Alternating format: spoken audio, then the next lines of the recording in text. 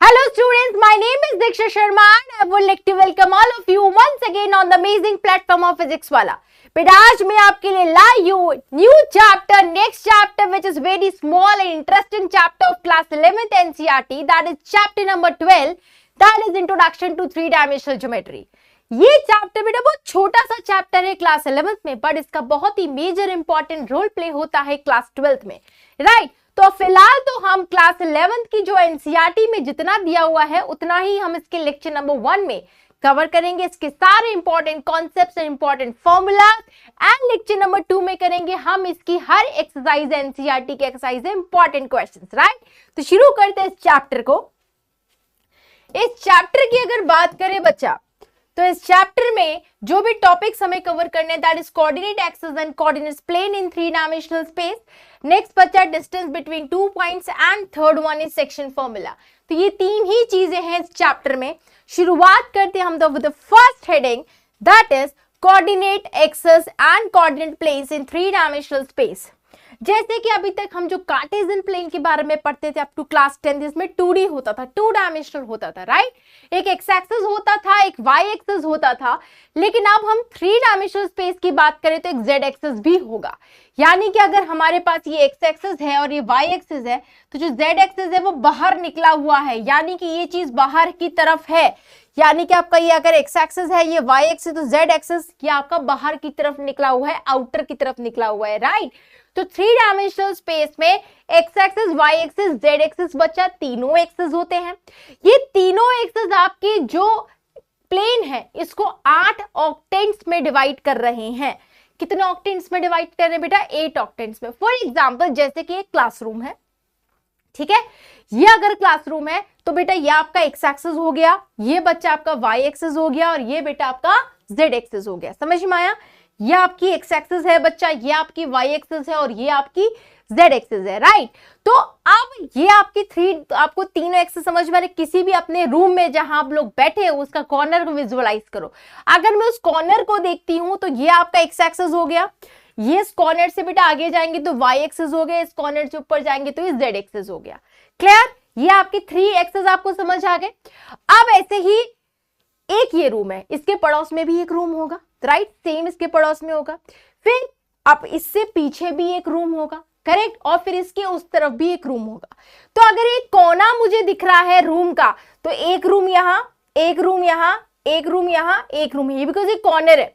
Corner आपका इस तरीके से इसको डिवाइड कर रहा है 4 ऑक्टेंट्स में। ऊपर चेक करो, एक रूम इस तरफ, एक रूम इस तरफ, एक रूम इस तरफ, एक रूम इस तरफ।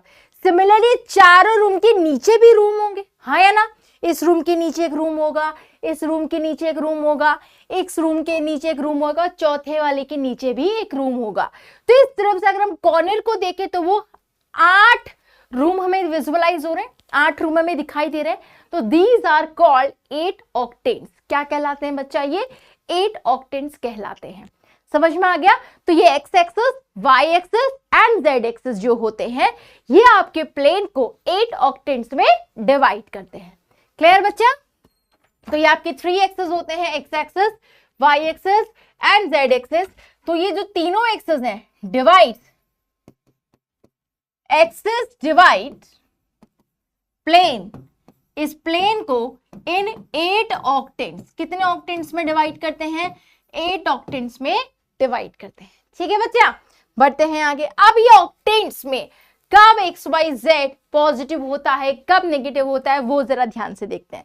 ठीक है बच्चा, तो पहले तो अब ऑक्टेंट्स का नामकरण करो, first, second, third, fourth, fifth, six, seventh, eighth. ठीक है, अब X Y Z divides the plane into 8 parts, जिन्हें हम कहते हैं ऑक्टेंट्स। करेक्ट? अब मेरी बात सुनना, एक्स वाई जेड लिख लिया, ठीक है। पहले जेड चारों पॉजिटिव बना दो, ध्यान से सुन लो। पहले 4 ऑक्टेंट्स में जेड हमेशा पॉजिटिव, नेक्स्ट में 4 नेगेटिव। समझ आ गया? पहले 4 ऑक्टेंट्स में जेड हमेशा पॉजिटिव है, फिर नेक्स्ट 4 में बेटा जेड हमेशा नेगेटिव है, राइट। अब बाकी अब बारी आती है इनकी, ध्यान से देखना, ठीक है। पॉजिटिव पॉजिटिव, नेगेटिव पॉजिटिव, याद है फर्स्ट क्वाड्रेंट में दोनों पॉजिटिव, सेकंड क्वाड्रेंट में नेगेटिव और वाई एक्सिस पॉजिटिव होता था, राइट। थर्ड क्वाड्रेंट में दोनों नेगेटिव होता था, राइट। फोर्थ क्वाड्रेंट में पॉजिटिव और नेगेटिव होता था। समझ में आ गया? फोर्थ क्वाड्रेंट में X पॉजिटिव Y नेगेटिव, तो इनके साथ ये आपके चारों क्या हो गए? पॉजिटिव हो गए। तो फर्स्ट ऑक्टेंट में X positive Y positive Z positive, correct. Second octant में negative X Y positive Z positive, ठीक है बच्चा। थर्ड ऑक्टेंट में X Y दोनों नेगेटिव Z पॉजिटिव, राइट। फिर बेटा फोर्थ क्वाड्रेंट में X पॉजिटिव Y नेगेटिव और Z पॉजिटिव, क्लियर? ये पहले 4 ऑक्टेंट्स हो गए। अब आगे की 4 ऑक्टेंट्स की कहानी सुने तो चारों नेगेटिव है, वापस से वही कर दो, पॉजिटिव पॉजिटिव फर्स्ट क्वाड्रेंट में जैसे होता था, नेगेटिव पॉजिटिव सेकंड क्वाड्रेंट में जैसे होता था, दोनों नेगेटिव थर्ड क्वाड्रेंट में जैसे होता था, X positive Y negative fourth quadrant में जैसे होता था। तो वापस से बेटा हमने देखा positive positive negative fifth octant, negative positive negative sixth octant, negative negative negative seventh octant, positive negative negative eighth octant. तो ये हमारे 8 ऑक्टेंट्स आ चुके हैं, राइट। क्योंकि हमारे पास क्वेश्चंस आते हैं कि कोई भी एक पर्टिकुलर कोऑर्डिनेट आपको दिया हुआ है तो उसके ऑक्टेंट बताओ, तो हमें यहाँ पे पता होना चाहिए कि किस कोऑर्डिनेट में X Y Z पॉजिटिव या नेगेटिव होता है। एक बार इसका रफ स्केच बना के देखते हैं तो आपको भी समझ आ जाएगा कैसे बनाते हैं। First, second, third, fourth, fifth, sixth, seventh, eighth, right. यहाँ पे X Y Z, तो हमें क्या पता है कि पहले 4 में Z क्या होता है? पॉजिटिव। तो पहले हम इसको ड्रॉ कर लेते हैं, ठीक है बच्चा। एक बार आप देख लो, फिर धीरे धीरे आपको खुद ही लर्न हो जाएंगे, राइट, कि हम कैसे पॉजिटिव नेगेटिव लेकर आते हैं। एक बार बनाना भी सीख लो।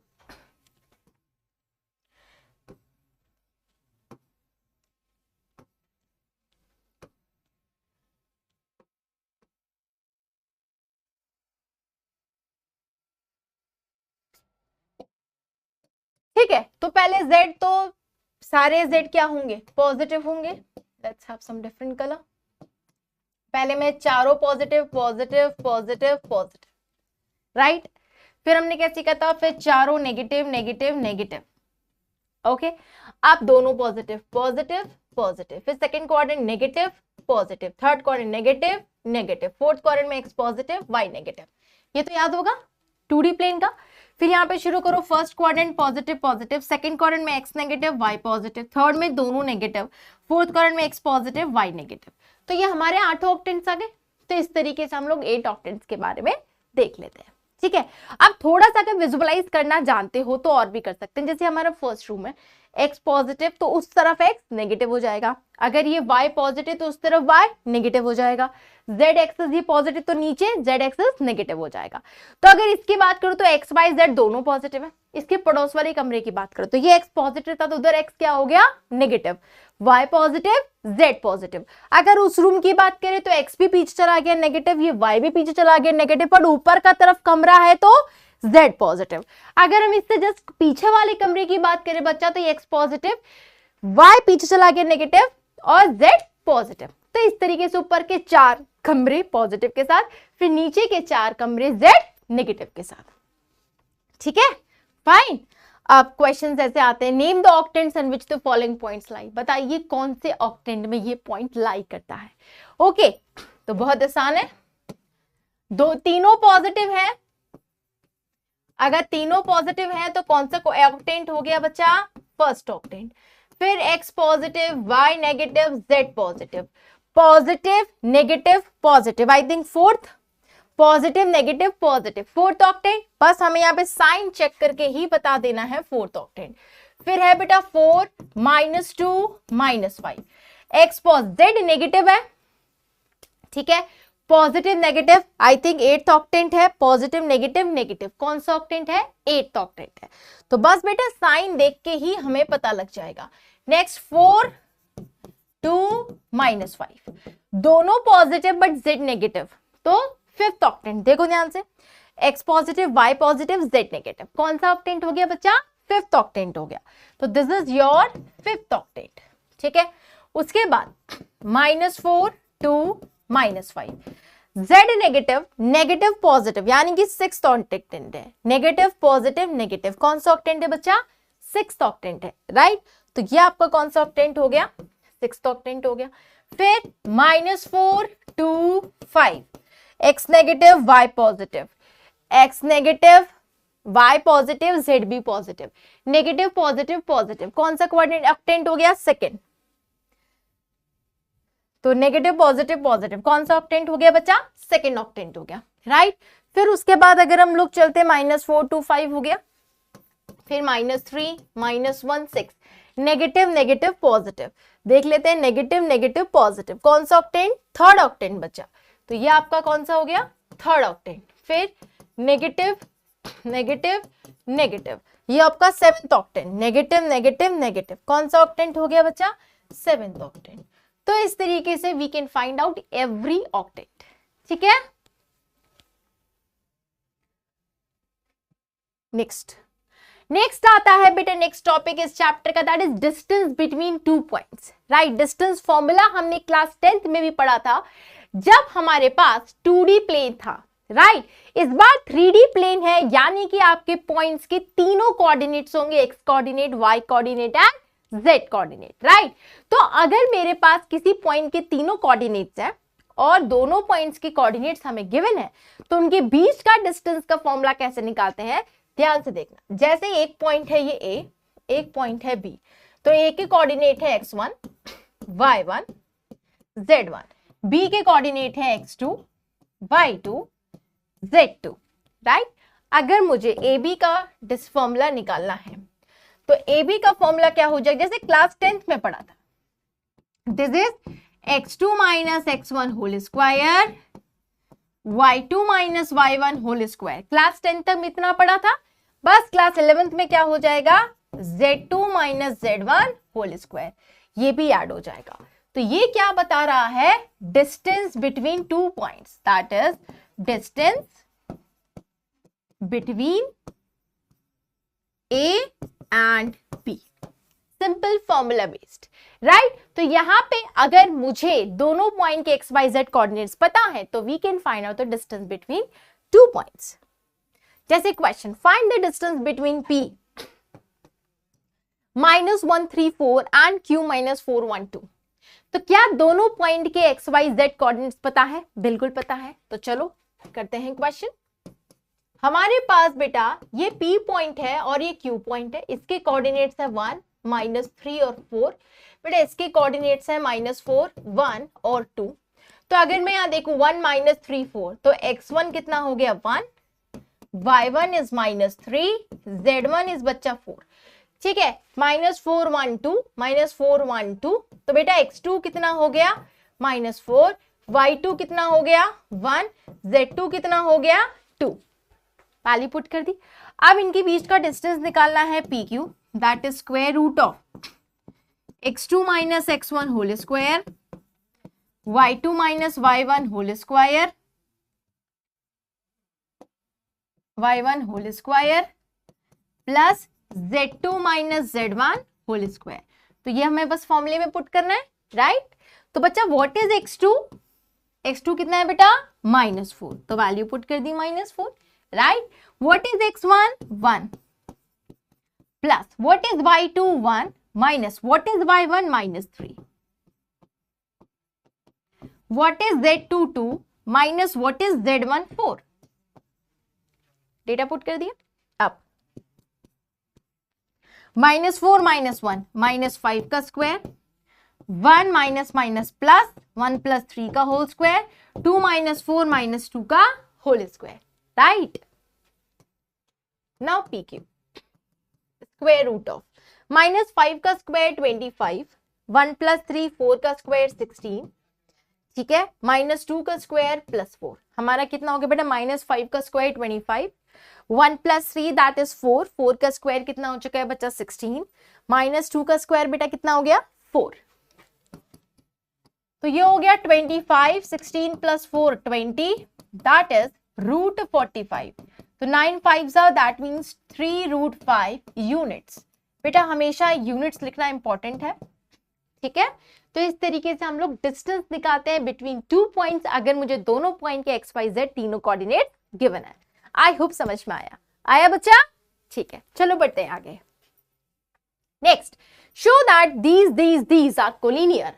अब याद करो कोलिनियर किसे कहते थे, कक्षा 8th 9th 10th सब में पढ़ा है हमने।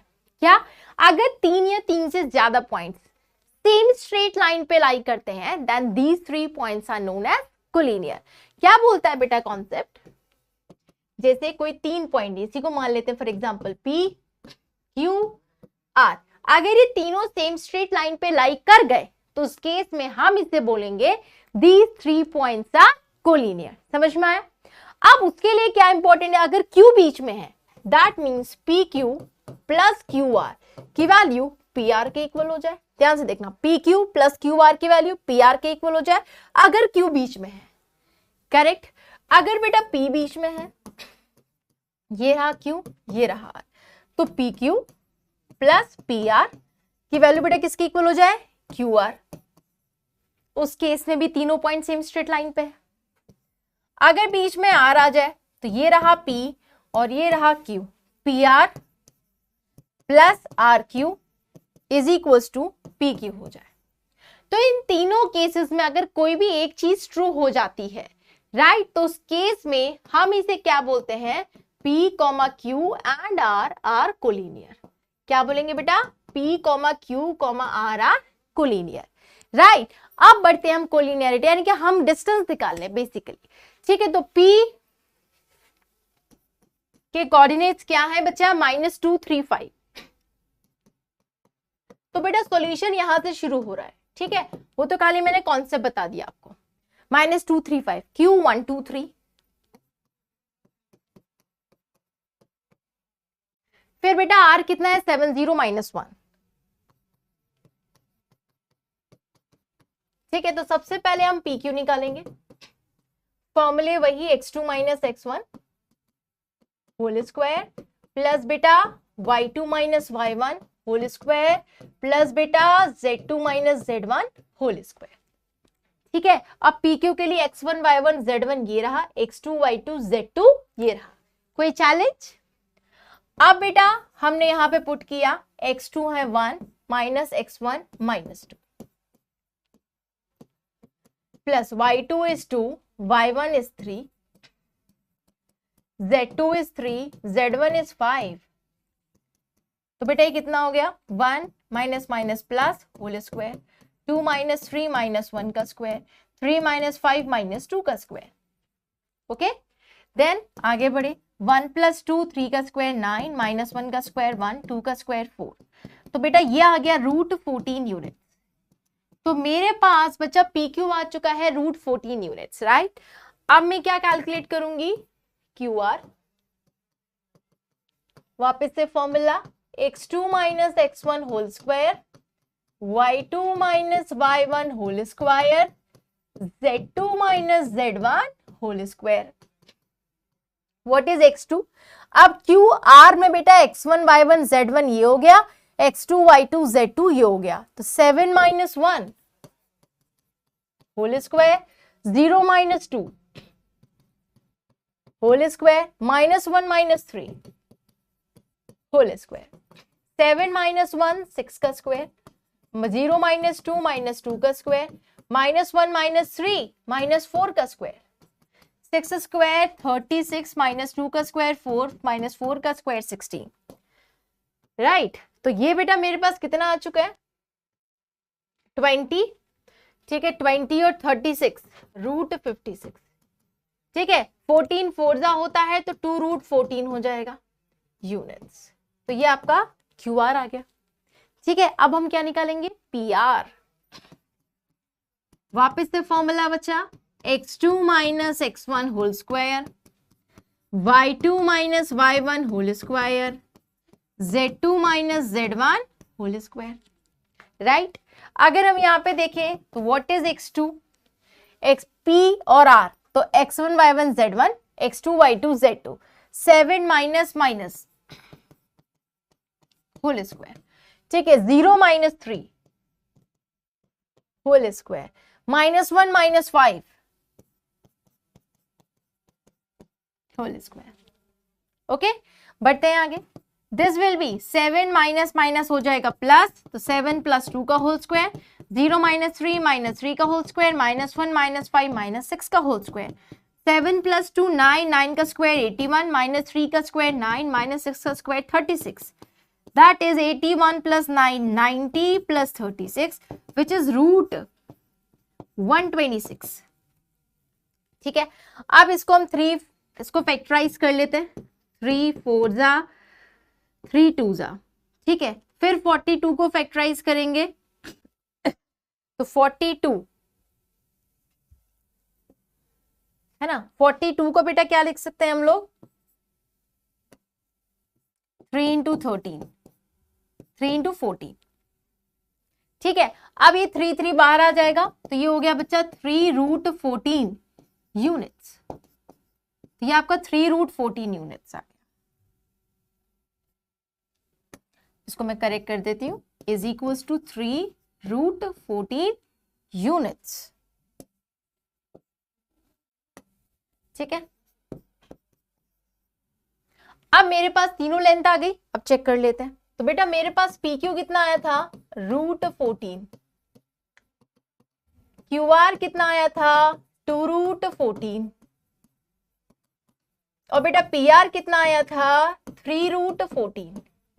तो हम ये ऑब्जर्व कर पा रहे हैं कि PQ + QR की वैल्यू PR के इक्वल आ रही है. दैट मीन्स इधर P है, इधर Q है, इधर R है, तभी ट्रू है PQ + QR is equals to PR, right?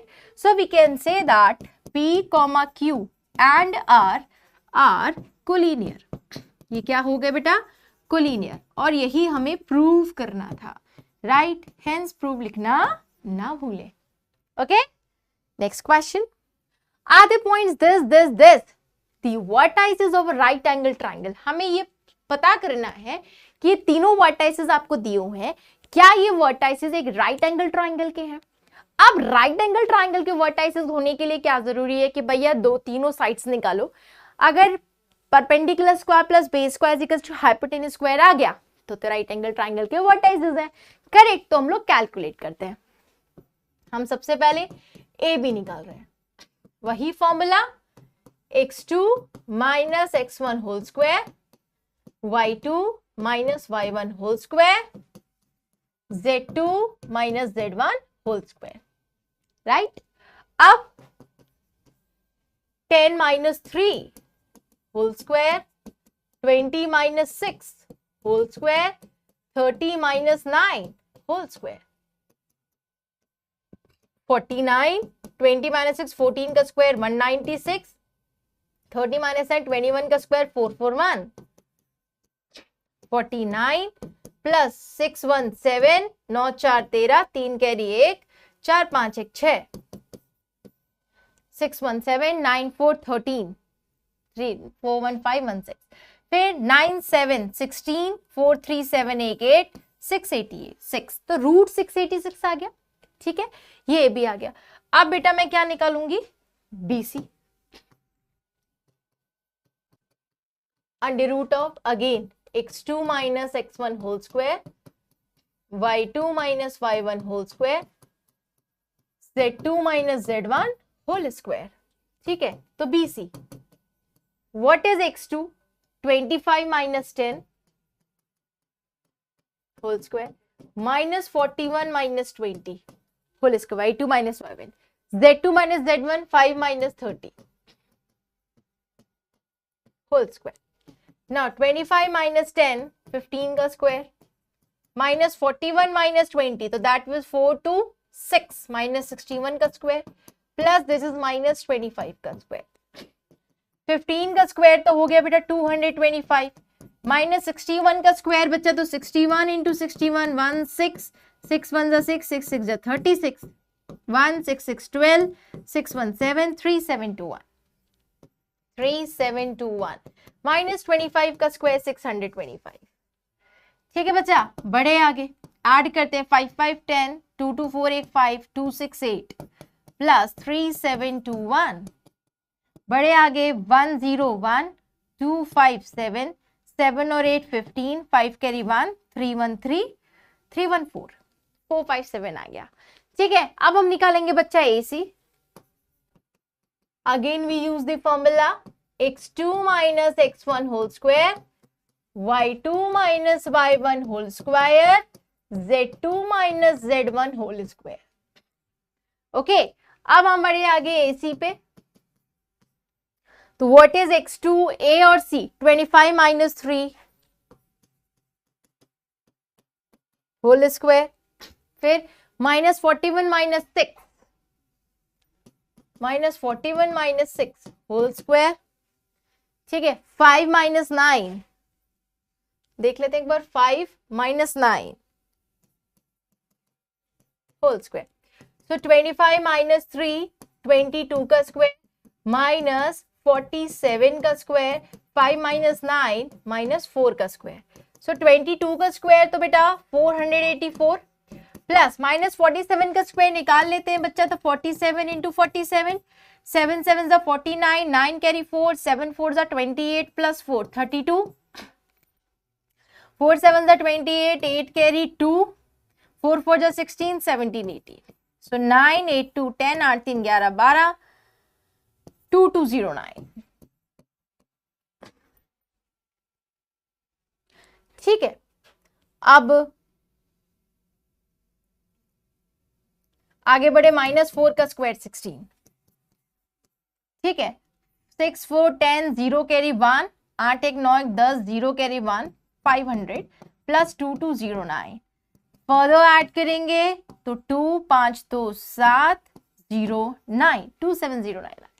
अब मेरे पास ए बी भी है बच्चा, सॉरी मेरे पास ए बी बी सी ए सी सब है, तो एक बार लिख लेते हैं ए बी बी सी ए सी कितना है।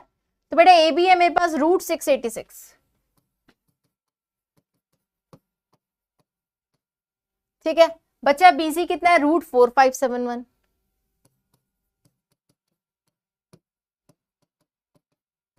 फिर बेटा एसी मेरे पास कितना है, 2709।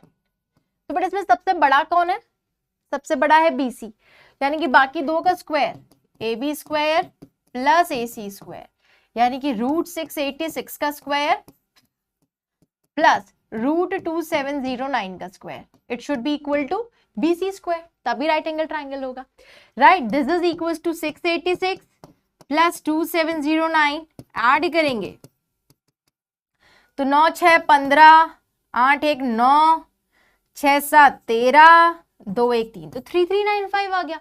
और क्या ये 2709 की इक्वल है? No, this is not equals to BC का square which is under root of 4571, 4571 के स्क्वायर की इक्वल नहीं है, यानी कि A B square plus A C square is not equals to B C square. So we say that A B C is not right angled triangle, ये right angled triangle नहीं है। Question ये पूछा था, बताइए है या नहीं, तो हमारा वही चीज इक्वल नहीं आई, that's why they are not equal. Okay, next find the equation of the set of the points P such that PA square plus PB square is equals to 2K square where A and B are this। तो बेटा simple सा, यहाँ पे आपको P, ठीक है, A और B की कोऑर्डिनेट्स ये, equation of set of points P के कोऑर्डिनेट्स हम लोग x, y ज्यूम कर लेंगे, हमें इक्वेशन ही निकालनी है बच्चा, पढ़ो ध्यान से। Find the equation of set of points P, ऐसे कितने P के पॉइंट्स, ऐसे कितने P पॉसिबल है, यानी कि x और y में इक्वेशन बताइए such that PA square plus PB square is equal to 2K square where A and B are given to you. A और B आपको दिए हुए हैं, राइट। तो शुरू करते हैं। क्वेश्चन में बोला है PA स्क्वायर, तो पहले तो PA which is formula x2 minus x1 whole square, y2 minus y1 whole square, z2 minus z1 whole square, इसका स्क्वायर, यही मतलब है बच्चा PA स्क्वायर में। अब मैंने क्या मान लिया, मान लेते हैं P के कोऑर्डिनेट्स है x, y। बच्चा P की कोऑर्डिनेट्स कितने मान लिए, x, y। तो x तो है ही, ठीक है, x तो P का कोऑर्डिनेट हो गया, x, y, z, sorry 3D चल रहा है, भूल गए हम, तो P के coordinate x, y, z। Okay, तो x माइनस a के कोऑर्डिनेट्स 3, तो x minus 3 whole square, y minus y coordinate 4, z minus z coordinate 5। तो जब हम बेटा इसका स्क्वायर करेंगे तो स्क्वायर रूट खत्म हो जाएगा, बिल्कुल। तो मेरे पास क्या बचेगा, x minus 3 whole square, y minus 4 whole square, z minus 5 whole square. ये पी स्क्वायर बच गया, ठीक है। अब बेटा हम लोग क्या निकालने जा रहे हैं, पीबी स्क्वायर। तो पीबी स्क्वायर लगाएंगे तो again will use the formula x2 minus x1 whole square, y2 minus y1 whole square, z2 minus z1 whole square. अब हम किसके लिए यूज करेंगे, पीबी के लिए, राइट। तो whole square then PB. Now p की कोऑर्डिनेट्स तो वही हैं, तो x माइनस b के कोऑर्डिनेट्स माइनस माइनस प्लस हो जाएगा finally, y minus 3 whole square, z minus minus 7 whole square, ठीक है। और इसका फिर फर्दर होल स्क्वायर, राइट। तो मेरे पास जब होल स्क्वायर हटेगा, ठीक है, तो जब ये होल स्क्वायर हटेगा तो कितना बचेगा, x माइनस माइनस प्लस 1 का होल स्क्वायर, y माइनस 3 का whole square, minus minus plus z plus 7 का होल स्क्वायर। इतना मेरे पास बचा, राइट। अब मुझे क्या करना है, P square plus PB square. मेरे पास जो रिलेशन है P square plus PB square बराबर 2k स्क्वायर, ये आपको दिया है, राइट। तो पी स्क्वायर की वैल्यू लिख लो, हम नेक्स्ट स्लाइड पे करते हैं, it's a big one. So P square plus PB square की वैल्यू 2k स्क्वायर के इक्वल दी है। तो what is P square, P square मेरे पास ये रहा, right, which is x minus 3 का होल स्क्वायर प्लस बचा y माइनस 4 का होल स्क्वायर प्लस फिर z माइनस 5 का होल स्क्वायर, ठीक है। इसको ओपन करते हैं ब्रैकेट, पी स्क्वायर हो गया प्लस पीबी स्क्वायर कितना, x प्लस 1 का whole square plus y minus 3 का whole square plus z plus 7 का whole square,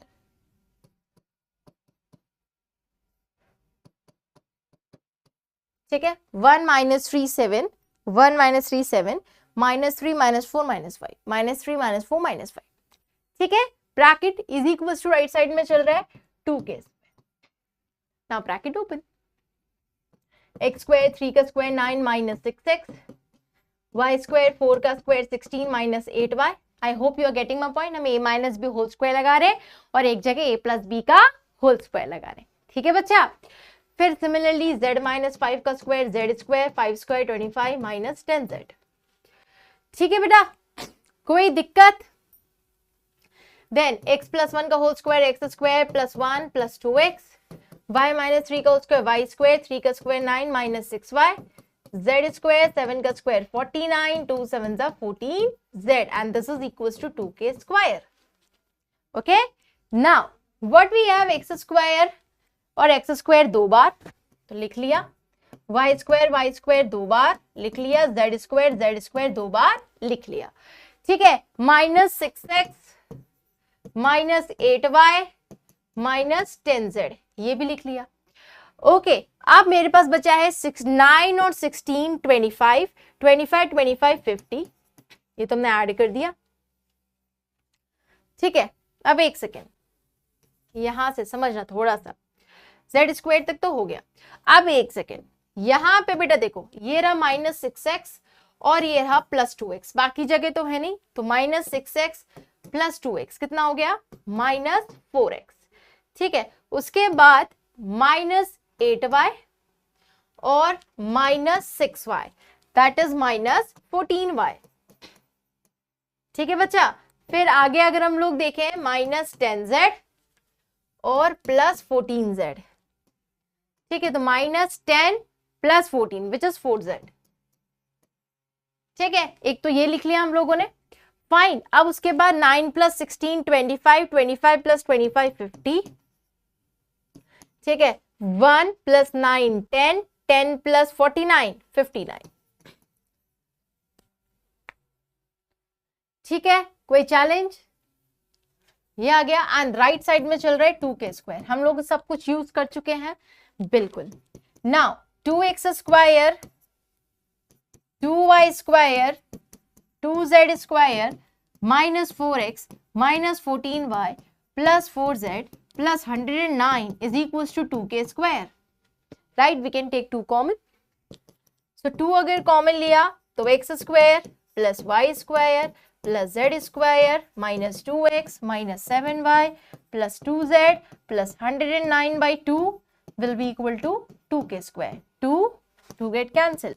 So this is equals to x² y² z² minus 2x minus 7y plus 2z plus 109 by 2 is equals to k². This is the required relation जो हमें निकालना था। ठीक है बच्चा, कोई दिक्कत? तो ये अपना आ गया। नेक्स्ट चलते हैं हमारे नेक्स्ट टॉपिक पे इस चैप्टर के, that is section formula. Right, section formula हमने क्लास 10th में भी पढ़ा था, वही चीज है क्लास 11th में भी। वहां पे बस हम 2 कोऑर्डिनेट्स तक जाते थे, हम यहाँ 3 कोऑर्डिनेट्स तक जाएंगे। राइट, कॉन्सेप्ट वही है बच्चा कि अगर मेरे पास बेटा एक लाइन है, उस पे लाई करने वाले 2 पॉइंट्स के कोऑर्डिनेट्स मुझे पता है, लाइक इसके कोऑर्डिनेट्स पता है ए के और इसके पता है बेटा बी के।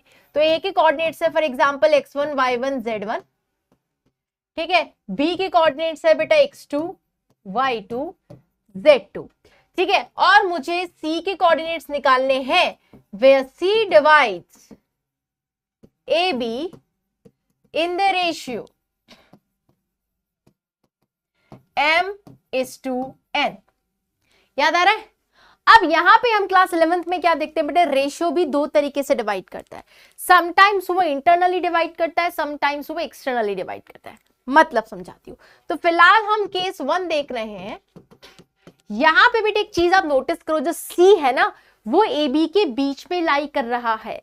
अगर जिस पॉइंट के हमें कोऑर्डिनेट्स निकालने हैं वो बीच में लाई करे, दोनों पॉइंट्स के ए और बी के बीच में लाई कर रहा है, बीच में मिड पॉइंट नहीं, इन दोनों के बीच में कहीं भी, तो उस केस में हम बोलते हैं that point C divides A B internally in the ratio m:n। तो यहां पे हमें एक वर्ड मेंशन करना पड़ेगा, here C divides A B internally in the ratio m:n। किस रेशियो में डिवाइड कर रहा है बेटा, इंटरनली, मतलब सी कहीं बीच में है ए बी के, कहीं भी इनके बीच में है। राइट, तो इसका मतलब क्या हुआ, AC:2 CB का जो रेशियो है वो m:n है इंटरनली, ठीक है। जो ये रेशियो है वो m:n है। फाइन, यानी कि AC/CB m/n के इक्वल है, यानी कि ये m है और ये n है।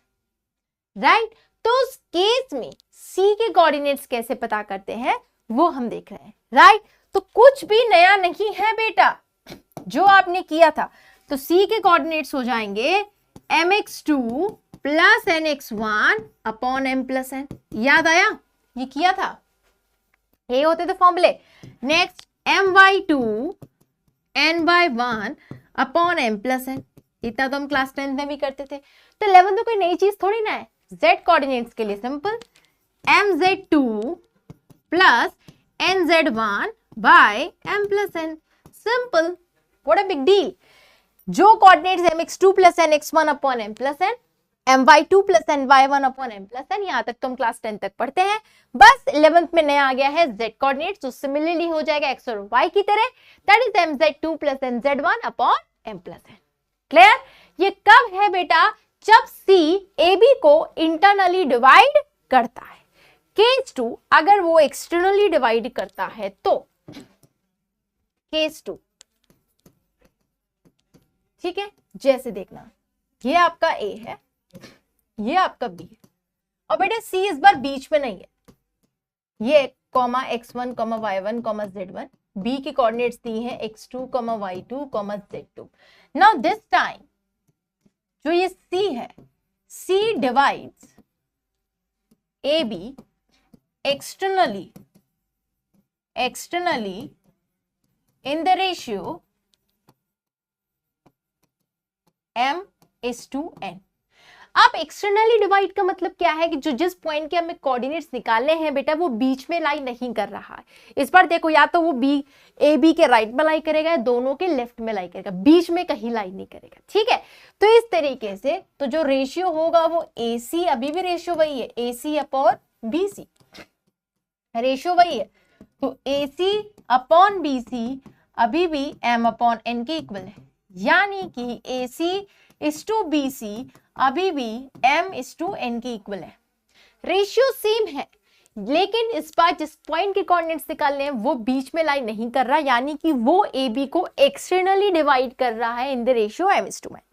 तो एक्सटर्नली के केस में क्या होता है, कुछ भी नहीं, बस बेटा जहां पे वहां प्लस था वहां माइनस हो जाता है, mx2 minus nx1 upon m minus n। जहां पिछले में प्लस था, आप देख सकते हो जहां जहां प्लस था वहां वहां माइनस हो जाता है। ठीक है, तो ये आपका हो जाएगा similarly my2 minus ny1 upon m minus n। Similarly बेटा mz2 minus nz1 upon m minus n। Simple, nothing else. इसका डेरिवेशन कहीं पूछा नहीं जाता, तो नॉट नेसेसरी इन मैथ्स। ठीक है, तो प्लीज आप अच्छे से देखो किस तरीके से हम क्वेश्चंस को सॉल्व करना है। ठीक है, तो फॉर्मूला लर्न रखना है बस। ठीक है, तो इंटरनल डिवीजन में जहां प्लस था एक्सटर्नल डिवीजन में वहां माइनस हो जाता है। That is the single difference between internal and external division formula. Clear? ठीक है, अब हम केस 3 पे चलते हैं।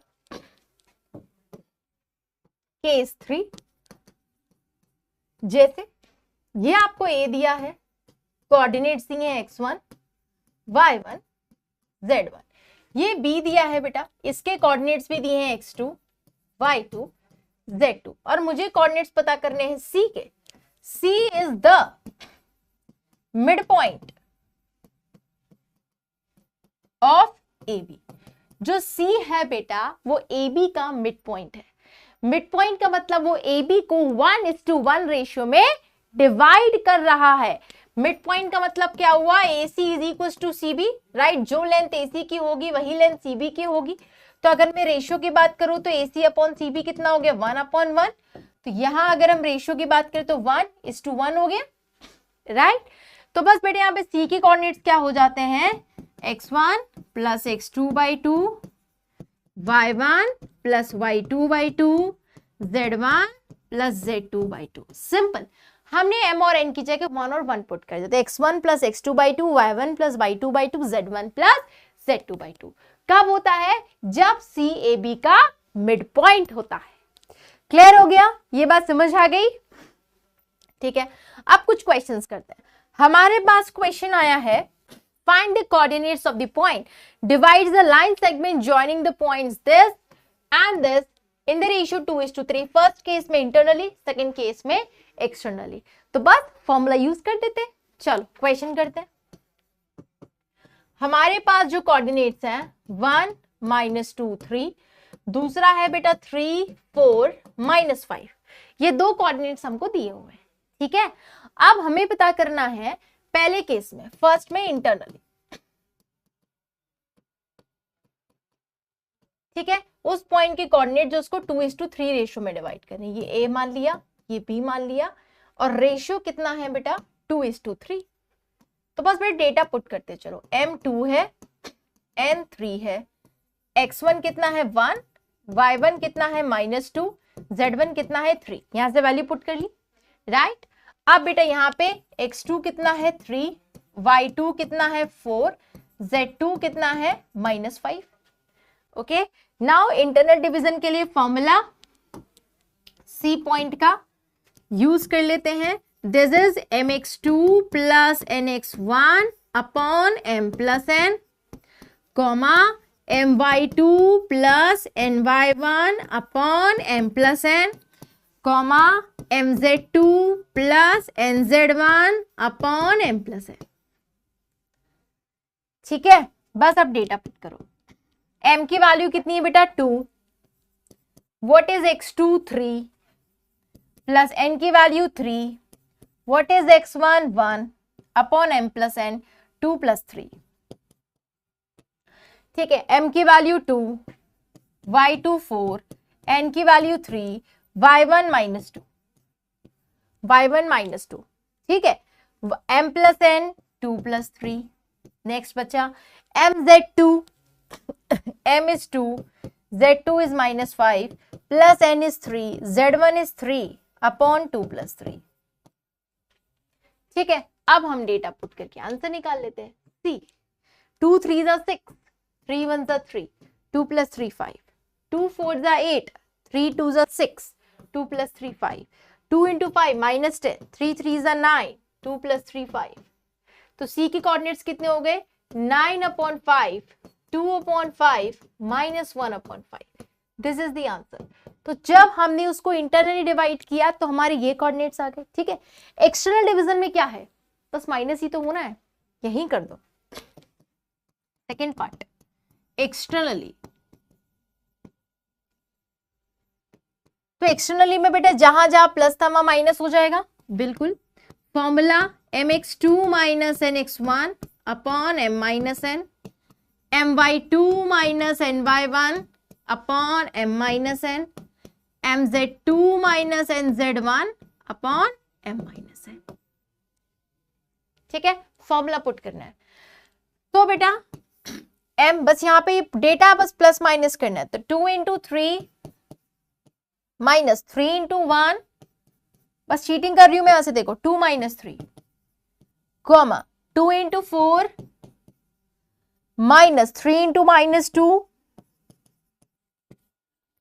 ठीक है, 2 माइनस 3।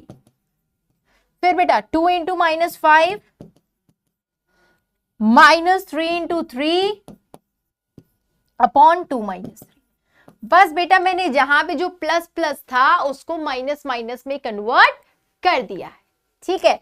बस अब आंसर आ जाएगा 2 3 6 minus 3 upon minus 1, 2 4 8 minus minus plus, 3 2 6 upon minus 1, ठीक है। 2 into minus 5 minus 10 minus 3 3 9 upon minus 1, ठीक है। आप इसको 6 माइनस 3 3, तो सी के कोऑर्डिनेट्स कितने आ गए? पहले तो माइनस 3, 8 प्लस 6 14, नीचे माइनस 1 है minus 14, then minus 10 minus 9 minus 19, नीचे माइनस 1 है तो plus 19।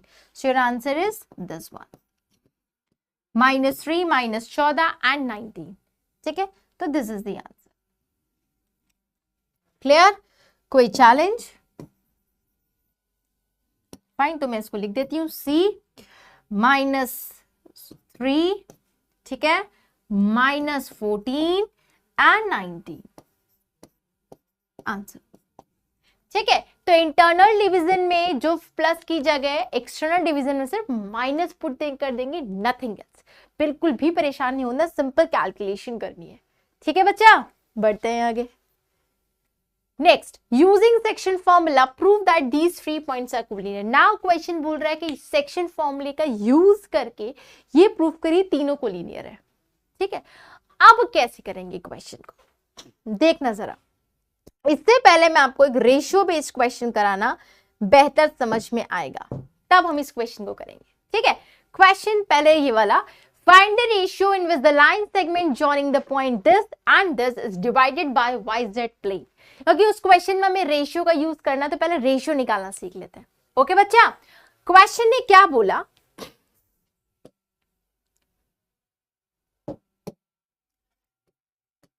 find the ratio in which the line segment joining the points, points ले लेते हैं 4 8 10, 4 8 10, एंड दूसरा पॉइंट ले लेते हैं बच्चा 6 10 -8, ठीक है, डिवाइडेड बाय yz प्लेन। तो हमें रेशियो बताना, तो रेशियो मैंने मान लिया k:1। क्या रेशियो मैंने माना? k:1। क्वेश्चन ने बोला है कि इन दोनों पॉइंट्स को ज्वाइन करने से एक लाइन बनती है, उसको yz प्लेन किसी पर्टिकुलर रेशियो में डिवाइड करता है, तो बताइए वो रेशियो क्या होगा, ठीक है। तो बस बेटा अब हम सबसे पहले हमने रेशियो जो माना है, तो let the ratio B k:1, हमारा जो रेशियो है वो कितना है बच्चा, k:1। तो k:1 से ये पॉइंट C है जो AB पे भी लाई कर रहा है और इस YZ प्लेन पे भी लाई कर रहा है, तो हम C की कोऑर्डिनेट्स निकाल सकते हैं। Yes, by section formula mx2 plus nx1। अब आप बोलोगे कि मैम यहाँ तो हमें नहीं पता चल रहा ना कि इंटरनल डिवीजन है कि एक्सटर्नल डिवीजन है। बिल्कुल सही क्वेश्चन पूछा आपने कि यहाँ पे हमें नहीं पता है कि हमारा इंटरनल है कि एक्सटर्नल, तो हम कौन सा फॉर्मूला लगाएं, mx2 प्लस वाला या mx2 माइनस वाला। बिल्कुल ऑब्वियसली डाउट हमारे माइंड में आता ही है। तो जब भी बेटा क्वेश्चन आएगा फाइंड द रेशियो, हम अज्यूम करके चलेंगे कि क्वेश्चन इंटरनल डिवीजन का है। अब अगर रेशियो पॉजिटिव आ गया तो इंटरनल डिवीजन ही था, और अगर रेशियो की वैल्यू नेगेटिव आ गया इसका मतलब जो डिवीजन था वो एक्सटर्नल था। ठीक है, जब क्वेश्चन स्टार्ट करना है तो हमें यही अज्यूम करना है कि इंटरनली डिवाइड करके हम फॉर्मूला लगाएंगे, उसके हिसाब से क्वेश्चन करेंगे। ठीक है, फाइनली अगर रेशियो पॉजिटिव आ गया तो डिवीजन इंटरनल था, अगर फाइनली रेशियो नेगेटिव आ जाएगा तो आपका डिवीजन एक्सटर्नल था। ठीक है बच्चा, ओके। तो शुरू करते हैं इसको, m/2 n/1 upon m plus n, next mz2 nz1 upon m plus n। ठीक है, अब यहां पे m की वैल्यू k है, x2 इज 6, n की value 1, x1 is 4 upon k plus 1, फिर k into y2 k into 10 plus 1 into 8 upon k plus 1, फिर k into -8 plus 1 into 10 upon k plus 1।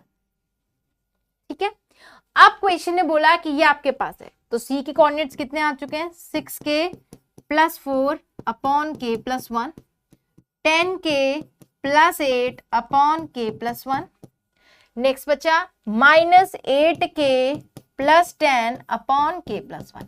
यहां तक तो आ गए, अब हमें k की वैल्यू चाहिए। क्वेश्चन एक बहुत अच्छी चीज बताई है कि YZ प्लेन इसको डिवाइड करता है। अगर कोई भी पॉइंट YZ प्लेन पे होगा तो उसका एक्स कोऑर्डिनेट क्या होगा बेटा, 0। ठीक है, तो मैं एक चीज बता देती हूं यहां पे,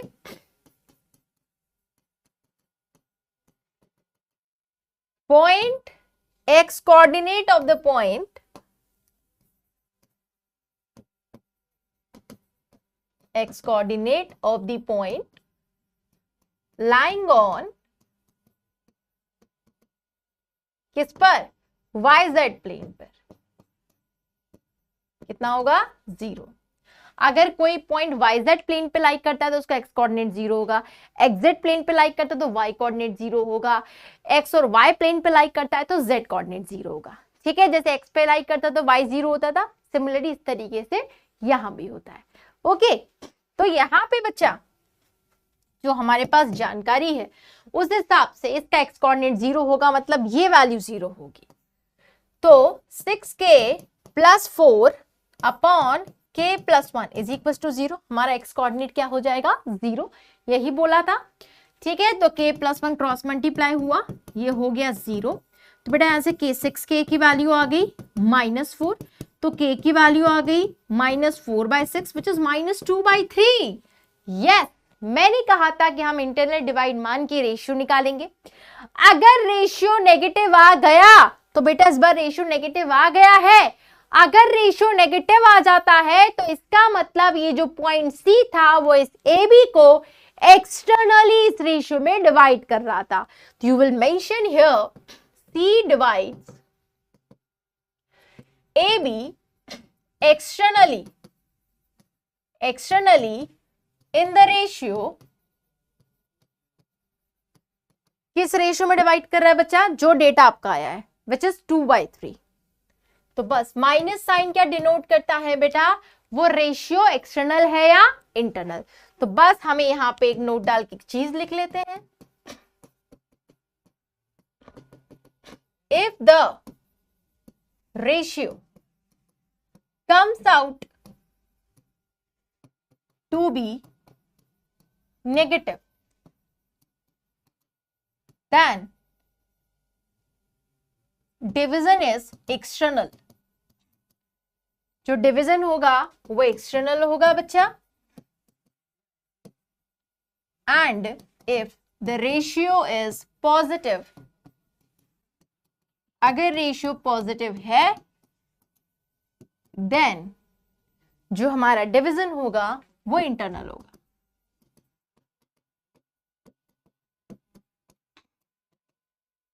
समझ में आया? तो जो पॉजिटिव होता है वो बस क्या बताता है, एक्सटर्नल या इंटरनल वाली बात, ठीक है, अदरवाइज मैग्नीट्यूड सेम रहता है। ओके नेक्स्ट, अब इसके बाद हम इस क्वेश्चन को कर सकते हैं जो हमने अभी स्किप किया था। Using section formula prove that these 3 points are collinear. ये हमें प्रूव करना है कि सेक्शन फॉर्मूले की हेल्प से। आप मेरी बात समझना भैया, सेक्शन फॉर्मूला की हेल्प से प्रूव करो ये कोलिनियर है। तो मैंने क्या किया, कोई कहीं भी हो सकता है, I don't have any idea. Collinear है मतलब तीनों सेम पॉइंट पे लाई करनी चाहिए, यही मतलब हुआ। ये तीनों के तीनों पॉइंट्स -4 6 10 2 4 6 14 0 -2, अगर ये तीनों कोलिनियर है तो तीनों सेम स्ट्रेट लाइन पे लाई करने चाहिए। ठीक है भैया, लाई करा दिया। अब मैंने क्या बोला कि हम रेशियो मान लेते हैं k:1। ये आपका a है, ये आपका b है और ये आपका c है। Let us assume that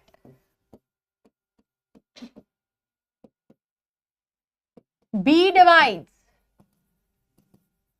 ac in k:1 ratio. हमने मान लिया जो ये b है, कोई भी आप किसी को भी बीच में रख सकते थे, आपकी इच्छा है, ठीक है, इससे जरूरी नहीं b को ही रखना, आप a को रख सकते, c को रख सकते, आपकी कॉल है, ठीक है। तो हमने मान लिया जो ये b है वो ac को k:1 रेशियो में डिवाइड करता है। अगर k:1 रेशियो में डिवाइड करता है तो बाय सेक्शन फॉर्मूला b के कोऑर्डिनेट्स होने क्या चाहिए, फॉर्मूले से 14k mx2 plus nx1 -4 upon k plus 1 my2 k into 0 plus ny1 1 into 6 upon k plus 1, फिर mz2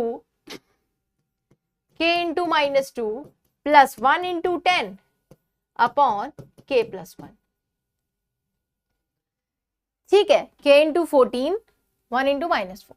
तो बेटा b के कोऑर्डिनेट्स आ चुके हैं 14k -4 upon k plus 1, 6 upon k plus 1 0 हो जाएगा ये, तो फिर -2k plus 10 upon k plus 1। ये हमारे किसके कोऑर्डिनेट्स आ गए, b के कोऑर्डिनेट्स आ गए according to section formula, right. आप b के कोऑर्डिनेट्स एक्चुअली गिवन कितने हैं वो लिख लिए हमने, 2 4 6, ये हमें b के कोऑर्डिनेट्स दिए हुए हैं। ठीक है, अब हम क्या करेंगे, किसी भी एक कोऑर्डिनेट को उठाएंगे, किसी भी एक कोऑर्डिनेट को, और उसको इक्वल कर देंगे, वहां से हम k की वैल्यू निकालेंगे। ठीक है, तो मेरी इच्छा थी, मैंने y कोऑर्डिनेट को इक्वल कर दिया, ये लो 6 अपॉन k प्लस 1 को 4 के इक्वल, y कोऑर्डिनेट को इक्वल कर दिया, चलो कर देते हैं। मैं बता रही हूँ क्या करने की कोशिश कर रही हूँ। तो ये हो गया बेटा 6 इज इक्वल टू 4k, 4 बन जा 4, तो 4k 6 -4 2, तो k की वैल्यू आ गई 1/2, यानी कि जो रेशियो चाहिए था वो 1/2 आ गया। अब ये रेशियो नहीं चाहिए था बच्चा, हमें कोलिनियर प्रूफ करना है। तो अब हम क्या करेंगे, ध्यान से देखना, k की वैल्यू 1/2 आई है ना, तो 1/2 अगर मैं यहां पुट करूं तो उसकी वैल्यू अगर 2 के इक्वल आ गई, और k की वैल्यू यहां पुट करूं तो इसकी वैल्यू 6 के इक्वल आनी चाहिए। अगर ये इक्वल आ जाती है तो उस केस में मैं बोल दूंगी जो ये b है वो ac को उस पर्टिकुलर रेशियो में डिवाइड करती है। अगर इस रेशियो में डिवाइड करती है तो ये तभी पॉसिबल है जब ये तीनों कोलिनियर हो जाएंगे। समझ में आ गई मेरी बात, ये क्लियर है।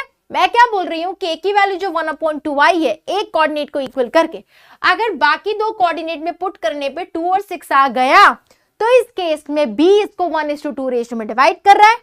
अगर 1:2 रेशियो में डिवाइड कर रहा है तो तभी पॉसिबल है जब ये तीनों पॉइंट्स कोलिनियर होंगे। क्लियर, वही करने जा रहे हैं। ठीक, तो हमने x कोऑर्डिनेट पुट किया 14k -4 k प्लस 1, 14 k की जगह 1/2 -4 k की जगह 1/2 प्लस 1, 2 7 7 -4 3, 2 7 7 -4 3 3, और ऊपर चला गया 2, 3 3 कैंसिल, आ गया 2, हाँ जी बिल्कुल आ गया। x कोऑर्डिनेट की इक्वल है b के 2 ही था। फिर हम z कोऑर्डिनेट में पुट करेंगे, z कोऑर्डिनेट था -2k plus 10 upon k plus 1, तो पुट किया बेटा k की जगह 1/2 प्लस 10 अपन 1/2 प्लस 1, 2 से 2 कैंसिल, 10 - 1 9 1 3 ऊपर 2 चला गया, 3 3 = 9, 3 2 = 6। Yes, this is equal to z coordinate, equal है, यानी कि मेरे x और z कोऑर्डिनेट मैच कर रहा है। ठीक है, तो हम लिखेंगे x and z coordinate coincides with actual coordinates of B।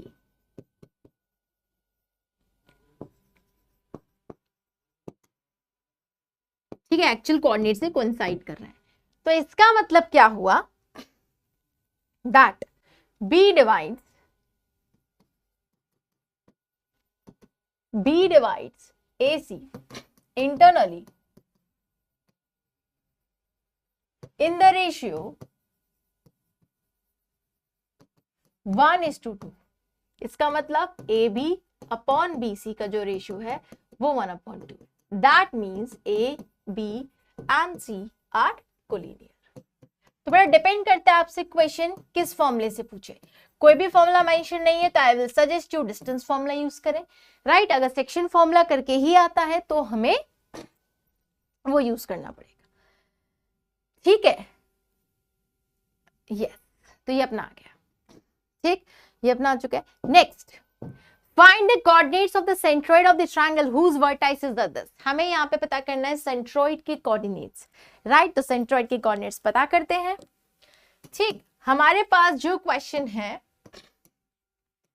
उसमें हमें ट्रायंगल के तीनों कोऑर्डिनेट्स पता है, ए बी सी, ऐसा क्लास 10th में भी था। सेम, ये कुछ नया नहीं है। यहाँ पे x1 y1 z1, b के कोऑर्डिनेट्स दिए हैं बेटा x2 y2 z2 और c के कोऑर्डिनेट्स दिए हैं बेटा x3 y3 z3। ये हमें तीनों के कोऑर्डिनेट्स दे रखे हैं। Okay, x1 y1 z1, x2 y2 z2, x3 y3 z3। ठीक है, अब हमें पता करना है अगर हम मीडियन की बात करूं, हमें पता है बच्चे जो सेंट्रॉइड होता है, centroid is the intersection point of medians, right, is the intersection point of medians. तो बेटा मैंने क्या किया, तीनों मीडियंस को ड्रॉ किया, यहां से यहां से यहां से, तीनों। तो जो इसका इंटरसेक्शन पॉइंट होगा वो सेंट्रॉइड होगा। अगर ये मीडियन है तो इसका मतलब M is the mid point of BC, right. हमें अच्छे से पता सेंट्रॉइड होता है इंटरसेक्शन पॉइंट ऑफ मीडियंस। तो ये अगर इंटरसेक्शन पॉइंट ऑफ मीडियन से सेंट्रॉइड, तो AM क्या हो गई बच्चा, मीडियन। अगर AM मीडियन है तो median divides the opposite side into 2 equal parts, यानी कि BM की वैल्यू किसकी इक्वल हो गई, CM के, यानी कि M is the mid point of BC हो गया। M is the midpoint of BC। अगर M मिड पॉइंट है तो सेक्शन फॉर्मूले से कोऑर्डिनेट्स आ जाएंगे x2 plus x3 upon 2, y2 plus y3 upon 2, z2 plus z3 upon 2। हमने मिड पॉइंट फॉर्मूला पढ़ा था। अगर मिड पॉइंट होता है तो कोऑर्डिनेट्स कैसे आते हैं, x कोऑर्डिनेट्स के एवरेज, y कोऑर्डिनेट के एवरेज, z कोऑर्डिनेट्स के एवरेज, राइट। तो ये हमारे आ चुके हैं। फिर हमने एक और प्रॉपर्टी पढ़ी थी बचपन में, क्या, सेंट्रॉइड डिवाइड्स a median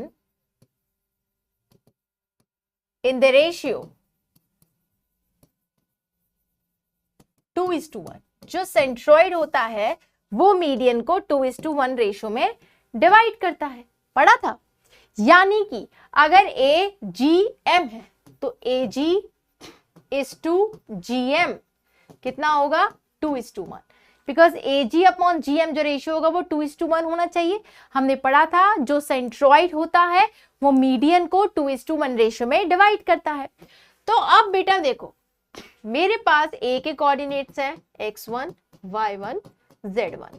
बेटा मेरे पास M के कोऑर्डिनेट्स हैं, ये रहे x2 plus x3/2, y2 plus y3/2, z2 plus z3/2। और मुझे सेंट्रॉइड के कोऑर्डिनेट्स पता करने हैं जो उसको 2:1 रेशियो में डिवाइड करता है। अगर मुझे किसी 2 पॉइंट के कोऑर्डिनेट्स पता है और एक ऐसे पॉइंट के कोऑर्डिनेट्स निकालने हैं जो उस लाइन को किसी पर्टिकुलर रेशियो में डिवाइड करता है, तो what should I use, section formula. बिल्कुल, यहाँ पर हम सेक्शन फॉर्मूला यूज करेंगे। तो g के लिए m है 2, x2 कितना है पूरा x3/2 and x1 1 into x1 comma m/2 2y2 plus y3/2 plus 1 into y1 comma 2z2 plus z3/2 plus बेटा 1 into z1। ये हमारे c के तीनों कोऑर्डिनेट्स आ गए। ठीक है, अब हम कैंसिल कर लेते हैं, 2 से 2 कैंसिल, 2 से 2 कैंसिल, 2 से 2 कैंसिल। तो बेटा अगर मैं g के कोऑर्डिनेट्स देखूं तो यहां से बचा x2 plus x3 plus x1 और रेशियो 2 प्लस 1 तो करना ही हम भूल गए, m प्लस n करना भूल गए, हाँ या ना, mx2 plus nx1 upon m plus n, my2 plus ny1 upon m plus n, mz2 plus nz1 upon m plus n, right. तो m प्लस n तो करेंगे ना 2 प्लस 1 2 प्लस 1 2 प्लस 1, ठीक है। तो यहां से क्या बचा x1 plus x2 plus x3 2 plus 1 3, तो x1 plus x2 plus x3/3, clear. Similarly बचा 2 से 2 cancel, y2 plus y3 plus y1 upon 2 plus 1 3, तो मेरे पास आ गया y1 y2 y3 अपॉन 3। बेटा 2 से 2 कैंसिल हुआ, बचा z2 plus z3 plus z1 upon 2 plus 1 3, तो मेरे पास आ चुका है z1 plus z2 plus z3 upon 3। तो these are the coordinates of the centroid, right, coordinates of centroid आ गए। ठीक है, अब बेटा एक मैं सजेशन दूंगी कि आप इसको लर्न भी रखो, ठीक है, नोट डाल के इनको लर्न रखना है, जैसे हमने क्लास 2D में याद रखा था, क्लास 10 में 3D में भी याद रखेंगे। Directly we can use this formula also, x1 y1 z1 x2 y2 z2 x3 y3 z3। अगर मुझे किसी भी ट्राइंगल के तीनों कोऑर्डिनेट्स पता है और अगर मुझसे पूछा जा रहा है कोऑर्डिनेट्स ऑफ सेंट्रॉइड, क्या पूछा जा रहा है बेटा, coordinates of centroid which is g, तो फॉर्मूला होता है x1 plus x2 plus x3/3 y1 y2 y3/3 z1 z2 z3/3। हम इसको डायरेक्टली यूज कर सकते हैं या आप डायरेक्ट यूज कर सकते हैं, फॉर्मूला लर्न रखना है। ओके फाइन, तो these things we have, right. तो ये अपना हो गया बच्चा, है ना। अब हम बढ़ते हैं आगे, ठीक है। तो बेटा ये आपने इस तरीके के कुछ क्वेश्चंस हमने किए। ओके, सो आई होप आपको लेक्चर नंबर 1 समझ में आया होगा। हमने इसमें सारे important concepts and formulas cover कर लिए, distance formula, section formula and octants के बारे में, ठीक है। ये बात ध्यान रखना बेटा, अगर एक्स वाई प्लेन पे तो z कोऑर्डिनेट 0, yz प्लेन पे तो x कोऑर्डिनेट 0, xz प्लेन पे है तो y कोऑर्डिनेट 0। ओके, तो आई होप ये चीजें याद रहेंगी। सो आई होप बेटा ये 4 लेक्चर समझ में आया होगा। अब हम करेंगे लेक्चर नंबर 2, जिसके अंदर हम इस चैप्टर की एनसीईआरटी की एक्सरसाइज से, हर एक्सरसाइज से जो भी इंपॉर्टेंट क्वेश्चंस होंगे वो कवर करेंगे। ओके बच्चों, तो thank you so much class, take care, God bless you, thank you.